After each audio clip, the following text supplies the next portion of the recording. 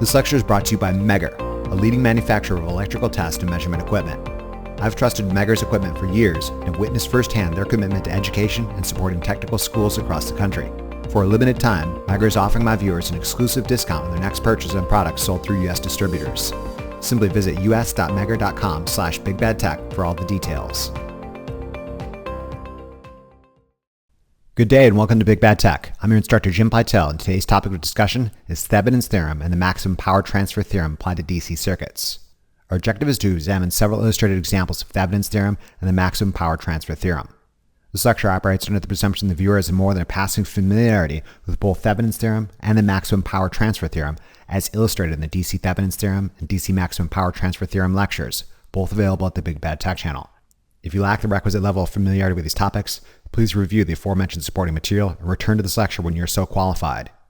If you've been following this playlist in its intended sequence, you are no doubt aware that Thevenin's theorem is a procedure that simplifies a complicated series parallel circuit into an equivalent simple series circuit. The original and the Thevenin's equivalent should ideally behave the same, and importantly, the load resistor should be none the wiser to the substitution. Of note is not only the substantial ease with which calculations can be made using the Thevenin's equivalent circuit, but also how much less components, connections, and confusion is involved in the physical construction of the Thevenin's equivalent circuit. The Thevenin's equivalent circuit consists of a single DC voltage source, called ETH, in series with a single resistor, RTH, in series with a variable load resistor, R load. To simplify a complicated circuit into its Thevenin's equivalent, we need to solve for these two quantities, ETH and RTH. Additionally, you are no doubt aware that the DC maximum power transfer theorem states that the maximum power will be transferred to a load resistor when the load resistor is equal in magnitude to that of the Thevenin's equivalent resistor. Mastery of Thevenin's theorem and the maximum power transfer theorem necessitates active participation on your part, and as such, I'm encouraging you to please pause the lecture when asked to do so and attempt the example problems on your own. If your answers do not match those illustrated, by all means feel free to rewind the lecture and correct any mistakes you may have made. Our first example problem features a series parallel combination of four elements. Stage 1 of this example problem necessitates we solve for the Thevenin's equivalent circuit seen by the variable load resistor R load. Once we've got these values, we'll move on to stage 2 and examine maximum power transfer for this circuit. By all means, pause the lecture and try stage 1 on your own. If you're tracking, you should have obtained the following results. Let's first solve for ETH, the Thevenin's equivalent voltage. To solve for ETH, one must remove the load resistor from the nodes of interest. Next, one determines the open circuit voltage seen across the nodes of interest. In this modified circuit, current only travels through R1 and R2 in a series fashion. No current travels through R3, and there will be no voltage drop across it. R3 can effectively be removed for consideration. In this case, the open circuit voltage is the voltage across R2. An application of the voltage divider rule demonstrates the open circuit voltage is 14.3 volts. This is our Thevenin's equivalent voltage, ETH.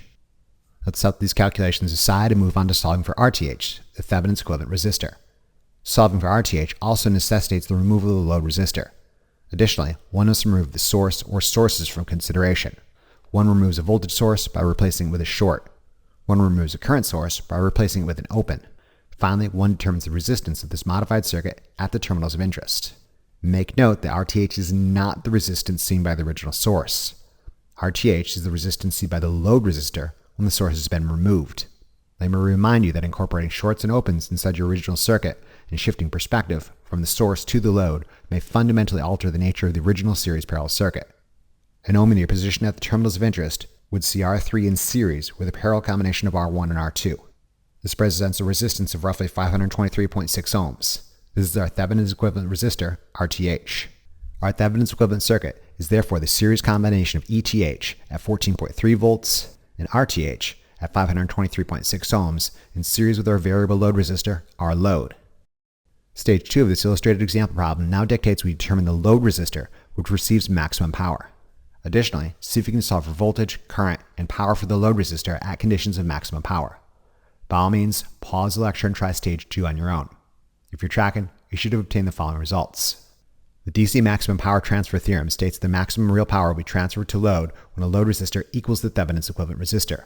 Therefore, our variable load resistor should see maximum power when it also has a value of 523.6 ohms. An application of the voltage divider rule suggests voltage across the load at maximum power conditions is 7.1 volts. A subsequent application of Ohm's law demonstrates the current through the load at maximum power conditions is 13.6 milliamperes. Finally, the DC power formula suggests the load experiences 97.4 milliwatts of power at maximum power conditions. Given this represents maximum power conditions, any change in load resistor magnitude, more or less, should result in less real power delivery. Alright, I believe we've accomplished our desired goals and can move on to the next illustrated example problem. Our next illustrated example problem features a series parallel combination of 4 resistive elements and a current source. Stage 1 of the example problem necessitates we solve with the Thevenin's equivalent circuit seen by the variable load resistor R load. Once we've got these values, we'll move on to stage 2 and examine power transfer for this circuit. By all means, pause the lecture and try stage 1 on your own. If you're tracking, you should have obtained the following results. Let's first solve for ETH, the Thevenin's equivalent voltage. To solve for ETH, one removes the load resistor from the nodes of interest and determines the open circuit voltage seen across the nodes of interest. With the load resistor removed, no current travels through R3. All current will travel through R1 and R2 in a parallel configuration. The open circuit voltage is therefore the voltage across either V1 or V2. An application of the current divider rule demonstrates that I2 is 77 milliamperes. An application of Ohm's law demonstrates that V2 is 20.8 volts. This is our Thevenin's equivalent voltage, ETH. Let's set these calculations aside and move on to RTH, the Thevenin's equivalent resistance. Solving for RTH also necessitates the removal of the load resistor. Additionally, one must also remove the source or sources from consideration. One removes a voltage source by replacing it with a short. One removes the current source by replacing it with an open. Finally, one determines the resistance of this modified circuit at the terminals of interest. Make note that RTH is not the resistance seen by the original source. RTH is the resistance seen by the load resistor when the source has been removed. Let me remind you that incorporating shorts and opens inside your original circuit and shifting perspective from the source to the load may fundamentally alter the nature of the original series parallel circuit. When we remove the current source by replacing it with an open circuit, an ohmmeter placed at the terminals of interest sees R3 in series with a parallel combination of R1 and R2. This series parallel combination presents a resistance of 618.5 ohms. This is our Thevenin's equivalent resistance, RTH. Our Thevenin's equivalent circuit is therefore the series combination of ETH at 20.8 volts and RTH at 618.5 ohms in series with a variable load resistor, R load. Stage 2 of this illustrated example problem now dictates we determine the load resistor which receives maximum power. Additionally, so you can solve for the voltage across the load, current through the load, and power dissipated by the load at conditions of maximum power. By all means, pause the lecture and try stage 2 on your own. If you're tracking, you should have obtained the following results.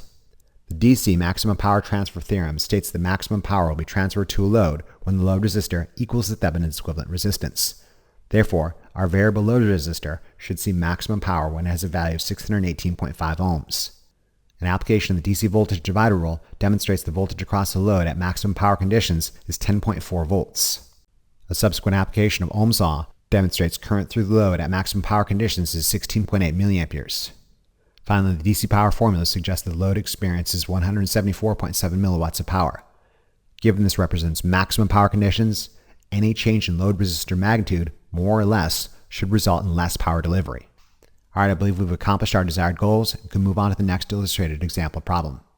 Our next problem features a series parallel combination of 4 resistive elements and a voltage source. Stage 1 of the example problem necessitates we solve the Thevenin's equivalent circuit seen by the variable load resistor.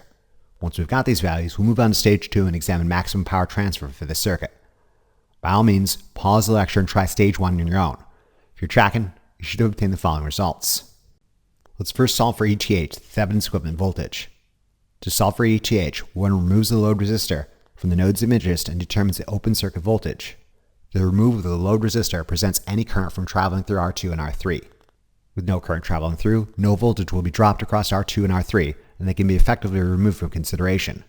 The modified circuit is essentially R1 and the voltage source. As such, R1 experiences all voltage drop across it. As such, the open circuit voltage is 36 volts. This is the Thevenin's equivalent voltage, ETH. Let's set these calculations aside and move on to solving for RTH, the Thevenin's equivalent resistance. Solving for RTH also necessitates the removal of the load resistor. Additionally, one must remove the source or sources from consideration. One removes a voltage source by replacing it with a short. One removes a current source by replacing it with an open. Finally, one determines the resistance of the modified circuit at the terminals of interest. Again, make note that RTH is not the resistance seen by the original source. RTH is the resistance seen at the terminals of interest when the source has been removed. Let me remind you, by incorporating shorts and opens inside your circuit and shifting perspective from the source to the load may fundamentally alter the nature of the original series parallel circuit. In this case, the substitution of the short circuit for the source has effectively bypassed R1. As such, an ohm meter placed at the terminals of interest would only see R2 and R3 in parallel with one another. R2 in parallel with R3 is 442.1 ohms. This is our Thevenin's equivalent resistance, RTH. Our Thevenin's equivalent circuit is therefore the series combination of ETH at 36 volts and RTH at 442.1 ohms in series with a variable load resistor, R load. Stage 2 of this illustrated example problem now dictates we determine the load resistance which receives maximum power. Additionally, see if you can solve for voltage, current, and power for the load at conditions of maximum power. By all means, pause the lecture and try stage 2 on your own. If you're tracking, you should have obtained the following results. The DC maximum power transfer theorem states that maximum power will be transferred to a load when the load resistor equals the Thevenin's equivalent resistance. Therefore, our variable load resistor should see maximum power when it also has a value of 442.1 ohms. An application of the DC voltage divider rule demonstrates that voltage across the load at maximum power conditions is 18 volts. A subsequent application of Ohm's law demonstrates current through the load at maximum power conditions is 40.7 milliamperes. Finally, the DC power formula suggests the load experienced 732.8 milliwatts of power. Given this represents maximum power conditions, any change in load resistance magnitude, less or greater, should result in less power delivery. Alright, I believe we've accomplished our desired goals and can move on to the next illustrated example problem. Our next illustrated example problem features a series parallel combination of 4 resistive elements and a voltage source. Stage 1 of the example problem necessitates we solve for the Thevenin's equivalent circuit seen by the variable load resistor. Once we've got these values, we'll move on to stage 2 and examine maximum power transfer for this circuit. By all means, pause the lecture and try stage 1 on your own. If you're tracking, you should have obtained the following results. Let's first solve for ETH, the Thevenin's equivalent voltage. To solve for ETH, one removes the load resistor of interest and determines the open circuit voltage seen across the nodes of interest. Let's start by removing the load resistor. Note the removal of the load resistor has fundamentally altered the nature of the original series parallel circuit, and that all current must travel through R1 and then it splits into 2 paths, one afforded by R2, the other by R3. R2 and R3 are in parallel with one another, a simplification I'm calling R single prime, and R single prime is perfectly in series with R1. The open circuit voltage is the voltage seen across V2 and V3, or V single prime. Voltage across elements in parallel is the same. The application of the voltage divider rule demonstrates that V single prime is 21 volts. This is our Thevenin's equivalent voltage, ETH. Let's set these calculations aside and move on to solving for RTH, the Thevenin's equivalent resistance. Solving for RTH also necessitates the removal of the load resistor. Additionally, one must remove the source or sources from consideration. One removes a voltage source by replacing it with a short. One removes a current source by replacing it with an open. Finally, one determines the resistance of this modified circuit from the terminals of interest. Again, make note that RTH is not the resistance seen by the original source. RTH is the resistance seen by the load resistor when the source has been removed. Let me remind you that incorporating shorts and opens inside your original circuit and shifting perspective from the source to the load may fundamentally alter the nature of the original series parallel circuit. An ohm meter placed at the terminals of interest will see R1, R2, and R3 in parallel with one another. R1, R2, and R3 in parallel present a resistance of 170.7 ohms. This is our Thevenin's equivalent resistance, RTH. Our Thevenin's equivalent circuit is therefore the series combination of ETH at 21 volts and RTH at 170.7 ohms. Stage 2 of this illustrated example problem now dictates we determine the load resistance which receives maximum power. Additionally, see if you can solve for voltage, current, and power for the load at conditions of maximum power. By all means, pause the lecture and try stage 2 on your own. If you're tracking, you should have obtained the following results. The DC maximum power transfer theorem states that maximum power will be transferred to a load resistance when the load resistance equals the Thevenin's equivalent resistance for that circuit. Therefore, our variable load resistor should see maximum power when it also has a value of 170.7 ohms. An application of the DC voltage divider rule demonstrates the voltage across the load resistor is 10.5 volts at maximum power conditions. A subsequent application of Ohm's law suggests current through the load at maximum power conditions will be 61.5 milliamperes. Finally, an application of the DC power formula suggests the load will dissipate 646.4 milliwatts of power. Given this represents maximum power conditions, any change in load resistor magnitude, lesser or greater, should result in less real power delivery. Alright, I believe we've accomplished our desired goals and can move on to our last illustrated example problem. Our last illustrated example problem features a series parallel combination of 4 resistive elements and 2 sources, a 72 volt voltage source and a 40 milliampere current source. Stage 1 of the example problem necessitates we solve for the Thevenin's equivalent circuit seen by the variable load resistor. Once we've got these values, we move on to stage 2 and examine maximum power transfer for this circuit. Here's a hint. Use the superposition theorem to determine the open circuit voltage. Solving for the Thevenin's equivalent resistance, however, can be done in one step. By all means, pause the lecture and try stage 1 on your own. If you're tracking, you should obtain the following results. Let's first solve for ETH, Thevenin's equivalent voltage. This will take 2 steps because we've got 2 sources. First, let's solve from the perspective of the voltage source by removing the current source by replacing it with an open circuit. To solve for ETH, one must remove the load resistor from the nodes of interest. Next, one determines the open circuit voltage seen across the nodes of interest. In this case, the modified circuit is the series combination of R1, R2, and R3. In this case, the open circuit voltage is the voltage across V2. An application of voltage divider rule demonstrates that V2 is 32.5 volts, oriented positive-negative, top to bottom. Let's save this result and now determine the open circuit voltage based on the contributions of the current source. With the voltage source removed from consideration by replacing it with a short circuit, the current source sees R1 and R3 in series with one another. This series combination is in parallel with R2. The series combination of R1 and R3 present a resistance of 570 ohms. Let's call this simplification R single prime. R single prime is perfectly in parallel with R2. An application of the current divider rule demonstrates that I2 is 21.9 milliamperes. A subsequent application of DC Ohm's law suggests that V2 is 10.3 volts, oriented positive-negative, top to bottom. We now need to summate these 2 results accounted for magnitude, polarity, and direction to determine the Thevenin's equivalent voltage seen by the load resistor. The open circuit voltage produced by the voltage source and the current source are in the same direction. These are aiding contributions. 32.5 volts plus 10.3 volts means the open circuit voltage is 42.8 volts, oriented positive to negative, top to bottom. Let's set these calculations aside and move on to solving for RTH, the Thevenin's equivalent resistance. This can be done in one step. Solving for RTH also necessitates the removal of the load resistor. Additionally, one must remove the source or sources from consideration. One removes a voltage source by replacing it with a short. One removes a current source by replacing it with an open. Finally, one determines the resistance of this modified circuit at the terminals of interest. Again, make note that RTH is not the resistance seen by the original source. RTH is the resistance at the terminals of interest when the load resistor and the sources have been removed. Let me remind you that incorporating shorts and opens inside your original circuit and shifting perspective from the source to the load may fundamentally alter the nature of the original series parallel circuit. By short-circuiting the voltage source and open-circuiting the current source, it's effectively replaced R1 and R3 perfectly in series with one another. The series combination of R1 and R3 is in parallel with R2. This presents a resistance of 257.6 ohms. This is the Thevenin's equivalent resistance, RTH. The Thevenin's equivalent circuit seen by the variable load resistor is therefore the series combination of ETH at 42.8 volts and RTH at 257.6 ohms in series with the variable load resistor R load. Stage 2 of this illustrated example problem now dictates we determine the load resistance which receives the maximum power. Additionally, see if you can solve for voltage, current, and power for the load at conditions of maximum power. By all means, pause the lecture and try stage 2 on your own. If you're tracking, you should have obtained the following results. The DC maximum power transfer theorem states the maximum real power will be transferred to a load when the load resistor equals the Thevenin's equivalent resistance.